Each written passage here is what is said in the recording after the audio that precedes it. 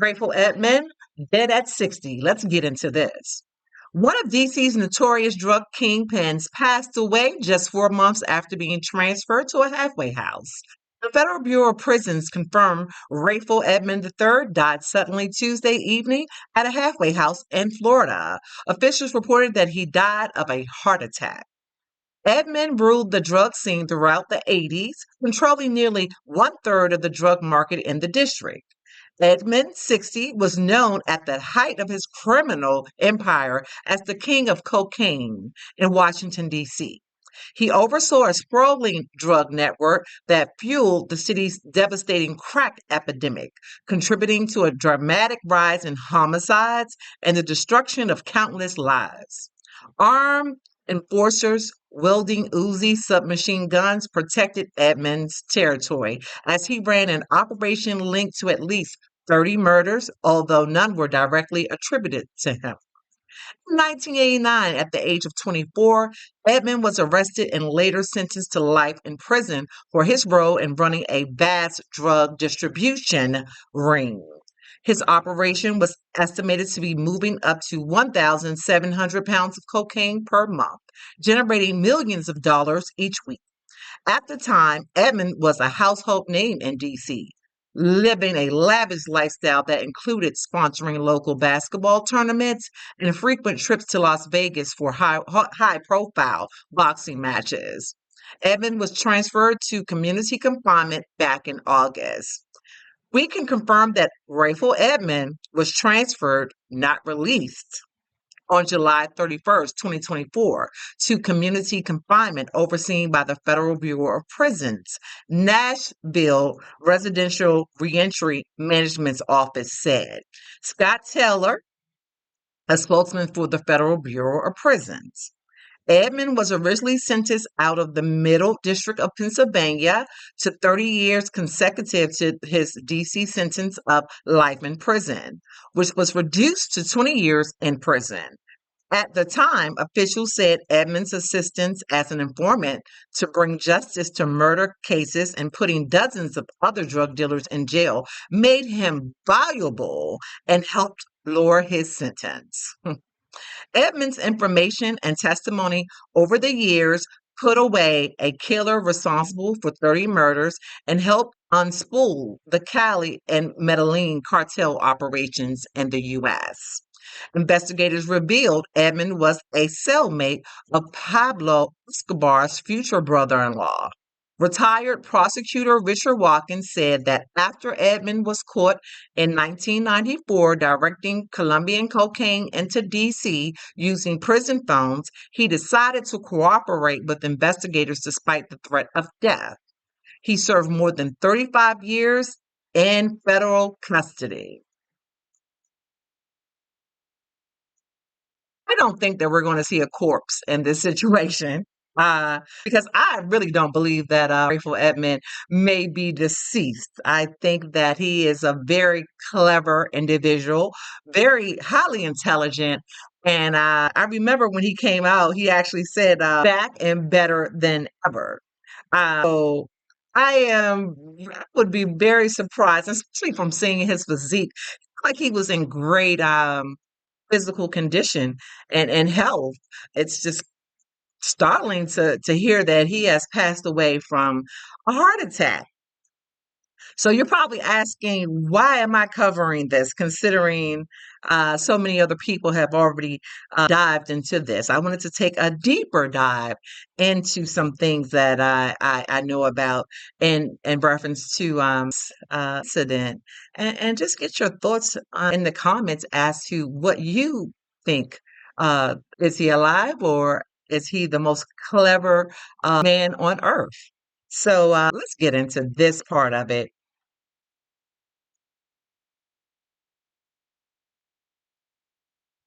Okay, back in January of this year, the Office of Public Affairs for the Department of Justice released this article.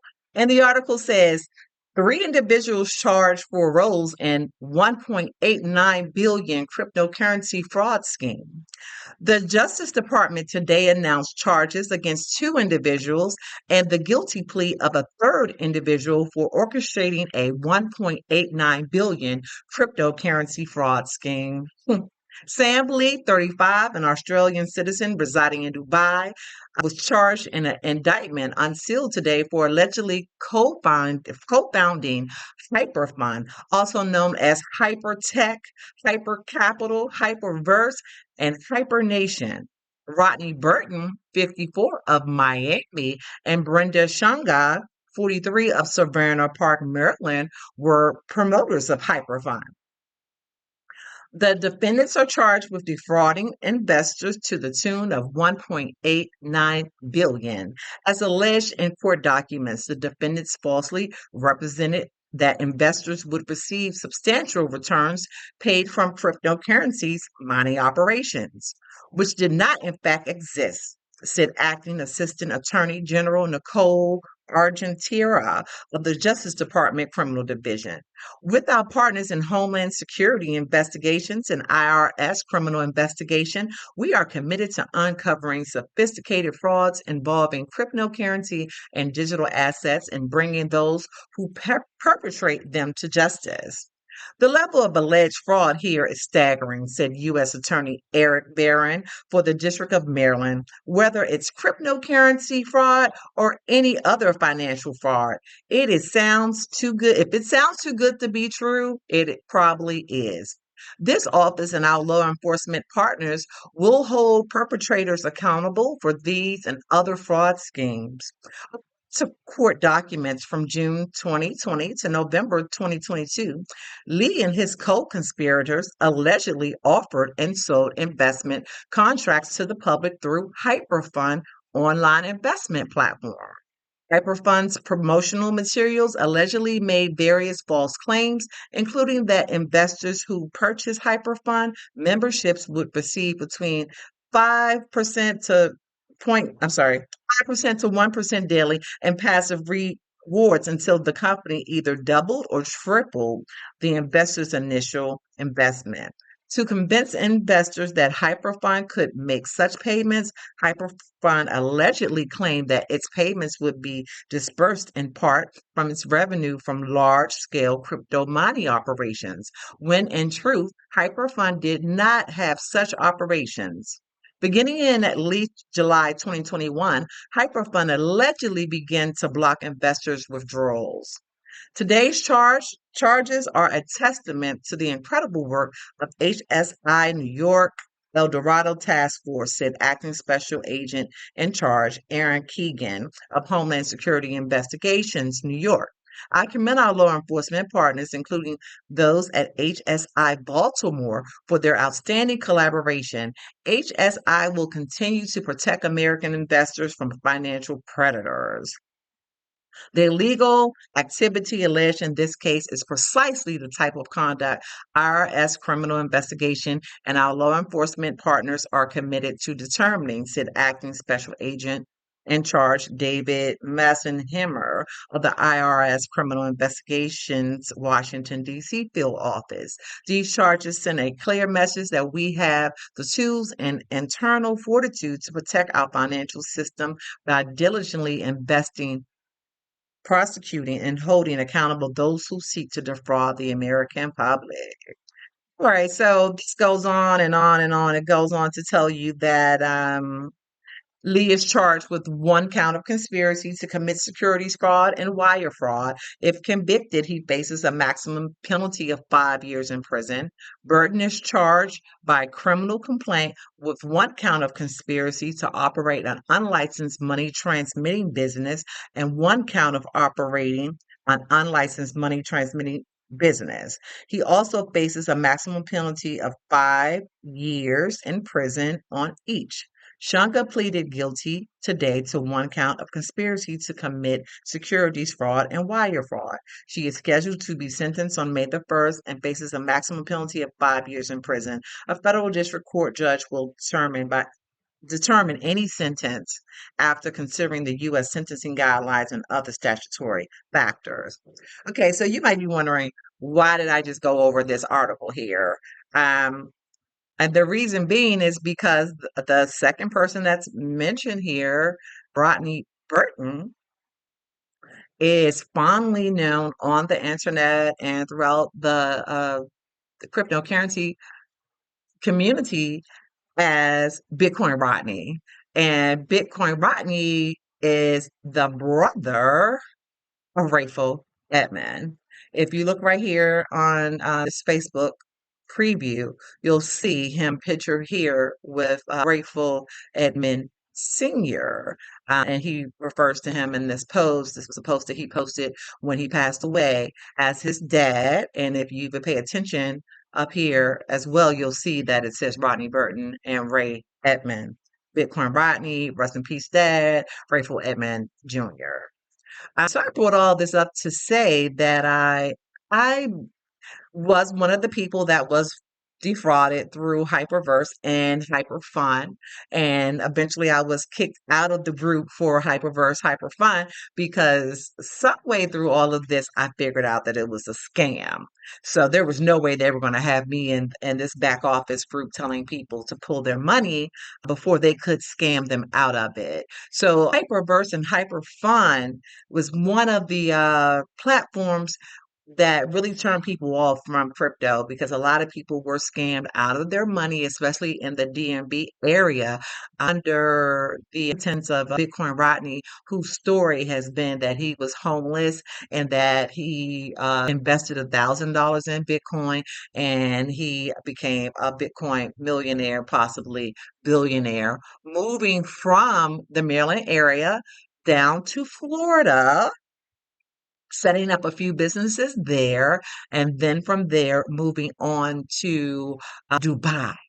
So this brings me to uh, the mindset that maybe he looked out for his brother, and maybe his brother is actually in Dubai, and this would be a great exit for him because if anyone knows, well, most people that do know about crypto, crypto is decentralized, and a lot of times you don't have to go through the bank in order to hold crypto. So can you imagine having a brother who's become a multimillionaire through crypto, who has moved to Dubai, who is doing really well, and who is teaching other people how to become, whether right or wrong, how to become Bitcoin millionaires?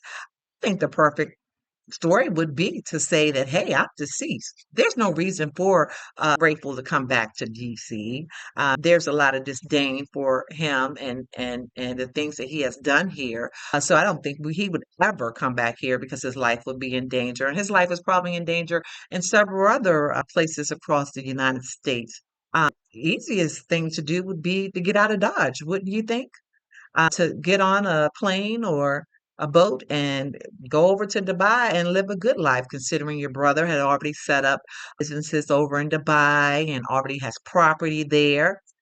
If I was a government informant and I was trying to get away from the world because I've done so many evil things to people here, I would definitely try to broker a deal where I could get out of Dodge.